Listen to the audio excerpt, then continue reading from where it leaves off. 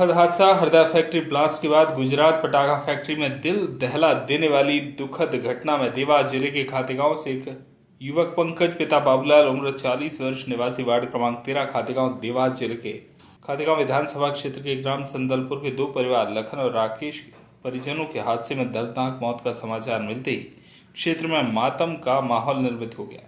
रात दिन चिंता में बीता। पल पल का अपडेट लेकर परिजनों को सांत्वना विधायक आशीष शर्मा द्वारा दी गई। सूचना मिलते ही विधायक आशीष शर्मा और शासन प्रशासन के अधिकारी कर्मचारी मौके पर पहुंचे। विधायक आशीष शर्मा ने जहां मंगलवार रात्रि को परिजनों को सांत्वना दी, वहीं बुधवार सुबह भी विधायक शर्मा अपने साथियों के साथ दोनों ही स्थान पर पहुंचे। परिजनों से मुलाकात कर शासन प्रशासन की ओर से मिलने वाली हर सहायता के लिए उन्होंने परिजनों से चर्चा की। विधायक शर्मा ने हमारे प्रतिनिधि से बुधवार शाम को चर्चा करते हुए बताया कि दूरी अधिक होने के कारण गुजरात से शव लेकर मध्य प्रदेश की सीमा में पहुंच चुके हैं वहां, लेकिन स्थान तक आते आते रात्रि हो जाती है, इसलिए रात्रि में अंतिम संस्कार नहीं किया जाता।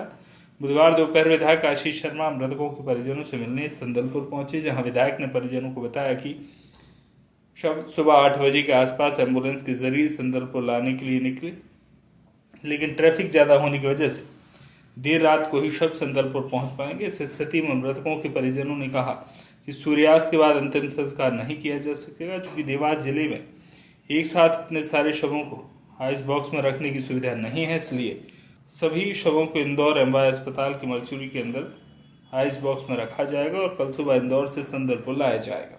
अंतिम संस्कार सुबह नेमावर में किया जाएगा। इसकी पूरी व्यवस्था प्रशासन द्वारा की जा रही है। गुरुवार सुबह शव खातेगांव और संदलपुर पहुंचेंगे। सभी शवों को परिजनों की उपस्थिति में विधि विधान से अंतिम संस्कार किया जाएगा। इस संबंध में खातेगांव तहसीलदार से चर्चा की गई। उन्होंने बताया कि संदलपुर खातेगांव दोनों ही परिजनों को शासन प्रशासन की ओर से मिलने वाली हर सुविधा उपलब्ध कराई जा रही है। अंतिम संस्कार की समस्त तैयारी नेमावर तट पर की गई है, जहां पर नगर परिषद के अधिकारी कर्मचारी, पुलिस बल और ग्राम पंचायत के अधिकारी कर्मचारी तैनात किए गए हैं। शासन स्तर पर हर संभव मदद की जा रही है। वरिष्ठ अधिकारियों की मार्गदर्शन में जो भी दिशा निर्देश प्राप्त होंगे, पीड़ित परिवार की हर संभव मदद की जाएगी। गुजरात में हुए पटाखा फैक्ट्री में विस्फोट के कारण देवास जिले के खातेगांव नगर के एक युवक और संदलपुर के 9 परिजन हादसे में मारे गए, जो सदस्य 4 दिन पहले ही गुजरात गए थे। मृतकों में संदलपुर निवासी लखनलाल पिता गंगाराम भोपा, सुनीता लखनलाल जो लखन की पत्नी है, लखन की माताजी केसरबाई, बहन राधा, रुकमा और भाई अभिषेक पिता गंगाराम भोपा शामिल है। राकेश पिता बाबूलाल भोपा, राकेश की पत्नी लालीबाई, राकेश की बेटी किरण और खातेगांव के पंकज पिता बाबूलाल दिवासी खातेगांव की दर्दनाक हादसे में मौत हुई। दोनों ही स्थानों पर परिजनों को रो रो कर बुरा हाल है। दर्दनाक हादसे का समाचार सुनते ही आसपास रहने वाले परिजन और रिश्तेदार मृतकों के घर पहुंचे, जहां पर मातम का माहौल है। इतना दर्दनाक हादसा जहां एक ही घर से गुरुवार सुबह 9 अर्थी उठेंगे। संदलपुर खातेगांव दोनों जगह मातम छाया हुआ है। हरदा जिले के कुंजर गांव में संचालित अवैध फटाखा फैक्ट्री के मालिकों के तार गुजरात स्थित फटाखा फैक्ट्री से जुड़े होने की चर्चा जोरों से चल रही है। इस संबंध में आप क्या कहना चाहेंगे? मुझे भी इनके परिजनों से जब मैंने बात की तब पता लगा कि इनमें से कुछ लोगों ने हरदा की फैक्ट्री में भी काम किया था।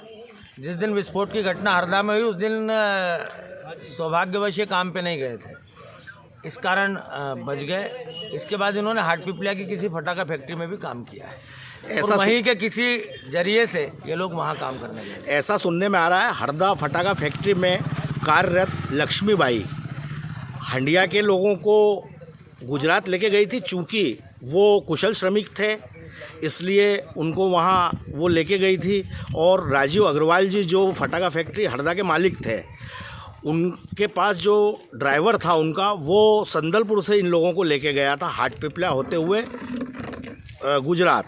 तो क्या ये बातें सही है? देखिए, मेरा ऐसा मानना है कि जो खतरनाक व्यवसाय होते हैं जिनमें जान माल के नुकसान की पूरी आशंका होती है, ऐसे कामों में नियोजन करने वाले कर्मचारियों का पहले तो ये देखा जाता है कि उनमें इतनी योग्यता है कि नहीं।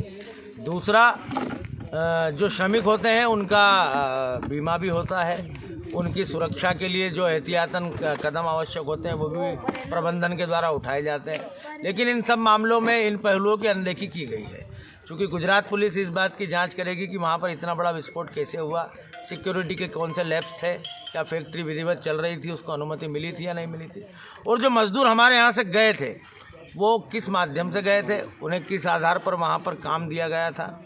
इन सब चीज़ों की जांच गुजरात पुलिस करेगी।